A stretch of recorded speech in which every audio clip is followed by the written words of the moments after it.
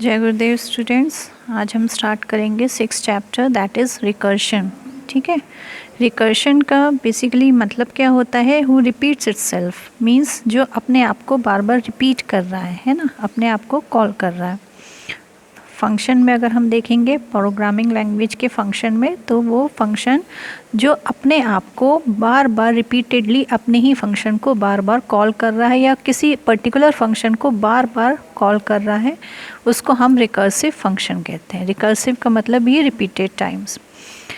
तो in many of your program you must have written some function that call और invoke other functions. ठीक है, तो basically हम फंक्शन अगर हम बनाते हैं तो हम अपने फंक्शन में बहुत से ऐसे प्रोग्राम हैं जिसमें हम किसी फंक्शन का यूज़ करते हैं, उस फंक्शन में हम किसी दूसरे फंक्शन को कॉल करते हैं, है ना।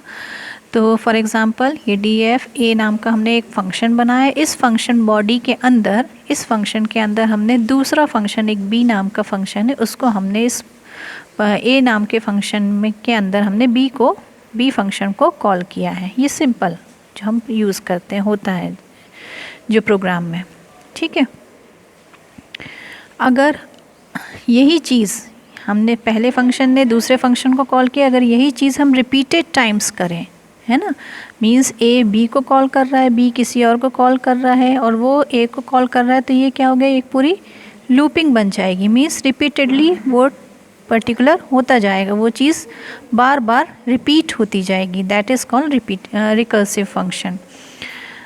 तो ये तो हो गई कि पहला फंक्शन दूसरे फंक्शन को कॉल कर रहा है। ऐसा भी होता है कि हम एक ए नाम के फंक्शन के अंदर अपने ही फंक्शन को कॉल कर रहे हैं। मीन्स वो फंक्शन जब आपका एक बार एग्जीक्यूट हो तो फिर से वो एक फंक्शन को कॉल करेगा, मीन्स ए फंक्शन फिर से रिपीट होगा, फिर से कॉल होके फिर से उसके अंदर की कोडिंग रन होगी, फिर से कोडिंग रन होगी, जब तक रन होती जाएगी जब तक आपका रिकर्सिव फंक्शन का जो भी आपने लिमिट सेट करी वो एंड नहीं हो जाती, है ना।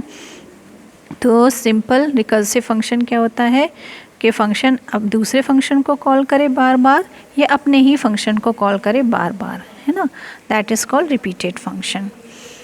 तो इसमें भी रिकर्शन में भी 2 टाइप्स के होते हैं, डायरेक्ट रिकर्शन और इनडायरेक्ट रिकर्शन। तो सिंपल है कि if a function call itself directly from its function body, अगर फंक्शन अपने ही फंक्शन को कॉल कर रहा है अपनी ही बॉडी के अंदर, है ना, डायरेक्टली कॉल कर रहा है अपनी बॉडी के अंदर अपने फंक्शन को, तो उसको हम बोलते हैं डायरेक्ट रिकर्शन।